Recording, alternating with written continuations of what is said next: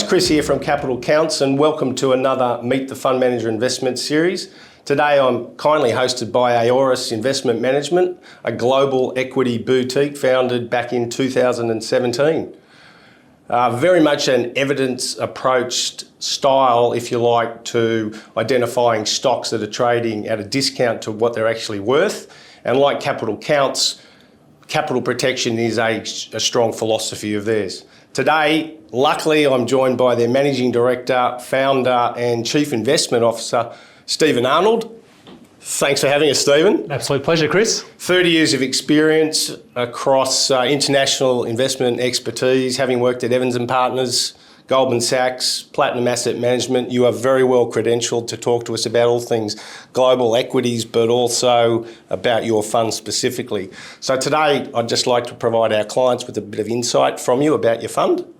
And why don't we just start with your investment style, philosophy and approach. Great, Chris. Well, at its core, at its essence, we see ourselves as business owners. In order to create a good investment outcome, the 8 to 12% return after fees we're targeting for our clients, we want to own businesses that become progressively more valuable over time, where the risk of a disappointing outcome is low.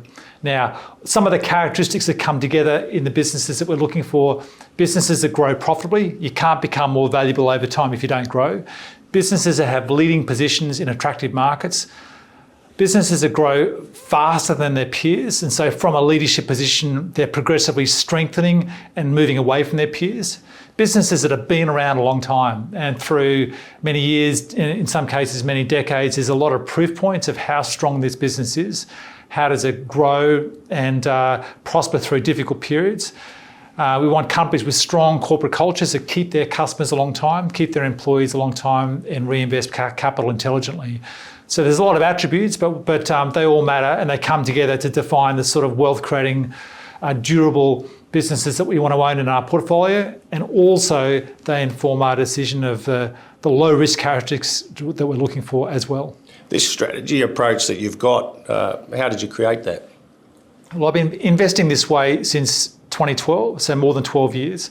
And it's really come together over my investing career. So it's seeing what works, what makes sense to me, what I think that I can do well, and the feedback loops from the decisions that I've made, things that have gone well, things that haven't worked out as expected, and progressively trying to recalibrate, reiterate, improve on what we do. And it's all come together over that last 12 years to define that ownership of a concentrated portfolio of durable, profitable, leading, wealth-creating businesses. I'm interested just in the 15 stocks that you hold. Is that unique to your organisation, or and how do you justify just having the 15 stocks in the portfolio? Yeah, well, it's certainly unusual, but it's worked well for us. And owning just 15 businesses allows us to set our quality criteria very high. If we were to own 50, the 49th business wouldn't be as good as our 14th business. It allows price to play an important role. It's one thing to identify a great business. For it to be a great investment, it's got to be available at an attractive price today. We expect to make about 4 changes to our portfolio each year. That allows us to put a lot of consideration, discipline, thought into each of those changes in a way that if we own a lot more stocks, we'd be making a lot more decisions.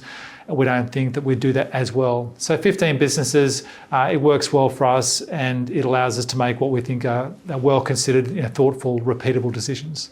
And I mentioned at my opening about capital protection is important to us as advisors when we're managing clients' funds. It's equally as important to you. And so how do you manage risk within the portfolio?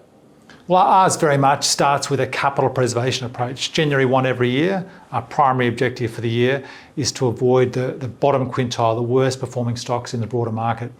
So the sort of areas that we start by actively avoiding the types of businesses where we think the risk of a disappointing outcome is higher. Businesses that have a lot of debt, businesses that are competitively weak, companies run by aggressive management, businesses in highly regulated markets where those regulated government goalposts can move around, businesses that in emerging markets where issues around transparency, auditing, accounting, governance, intervention of the government can make the risk of a disappointing outcome higher. So all of those inform the areas that we actively stay away from. And then from what's left, it's that very thoughtful decision, appraisal of, is the business competitively winning, durable, conservatively managed, conservatively financed business available to us today at an attractive price. Is there a stock within the portfolio that perhaps our clients haven't heard of before, but you're particularly fond of? Well, let's talk about Compass Group, which is listed in the UK, operates globally, including in Australia. It's the world's largest contract catering business. So people may well have been customers of Compass without even realising it, because they run restaurants and cafeterias at places of work, sporting stadiums, universities, hospitals, remote mining sites. But they'll be operating under local brands rather than Compass. So it may well be that we've all bought food from a cafeteria run by Compass. Now, what makes the market interesting is about half the total market globally is currently insourced, but there's a progressively trend over many, many years to outsourcing more of it. You can imagine if you're a university, an investment bank in New York, your primary reason for being is something else, and more organisations like that are saying, look, let's outsource the catering. It's a special skill, running the short-term labour that's required to run these cafeterias, all of the food purchasing and nuances around a cafeteria in order to do it well. So let's outsource it to a specialist.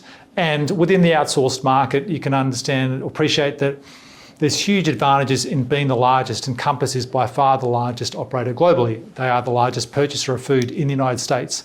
And there's a lot of efficiencies that come from running many, many cafeterias across markets such as healthcare, hospitality, sporting stadiums, that they bring particular expertise in order to do it well.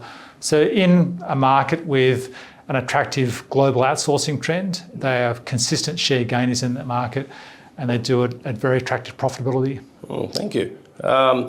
We've spoken before about the Magnificent Seven, so Alphabet, Amazon, Apple, Meta, Microsoft, Nvidia, which I'm sure we wish we all owned, certainly in recent times, and Tesla. I noticed you only own one of those stocks, so what's the rationale behind that, and has that paid dividends for you, or how do you think of that looking sort of forward? We own one of those 7 businesses. We've owned Microsoft since mid-2022, and it's performed very well for our portfolio. Now, one of the other characteristics I should have spoke to of earlier was like businesses that have a lot of internal diversification. If we're only going to own 15 businesses, we don't want what I call one-legged stools, businesses that do one thing in one place that are inherently fragile and vulnerable, biotech businesses, or a tech business that's really good at one thing. Now, Microsoft, well, one of the many things we like about it is it's inherently broad, provides many software products to many organisations in pretty much every country in the world. So of the other large tech businesses, some of them are great, but also inherently narrow, makes the business a bit vulnerable to competition. Some of those markets are growing very fast, and while today it's exciting, it's hard for us to look forward with confidence 5 or 10 years to know how big the market will be, what the competitive structure of the market will be. Will today's number one still be number one 5 or 10 years from now? It's always hard when markets are immature, growing fast, but moving around.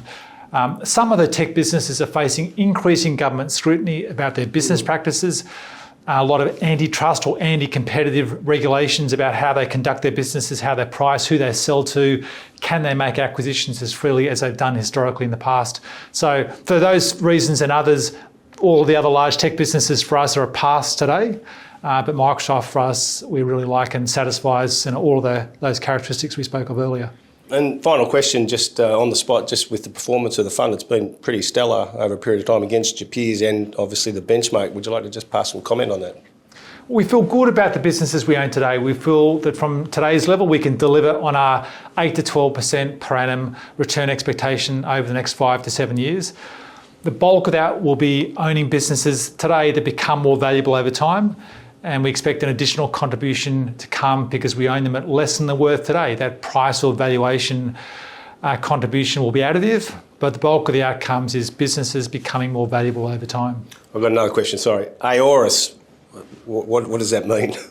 Well, it's derived from a Greek word which means unconstrained or without boundaries. So we look very broadly, but we have also very clear, distinct and demanding hurdles for the businesses that end up in the Aoris portfolio. Excellent. Well, thank you, Stephen, very much for your insights and your wisdom on particularly your fund and your approach. For all our clients, if you've got any more questions on Aoris International Fund, which is their one only investment strategy, please give us a call on 1300 882 166 and look forward to catching up with you next time. Thank you. Thanks, Chris. Thank you.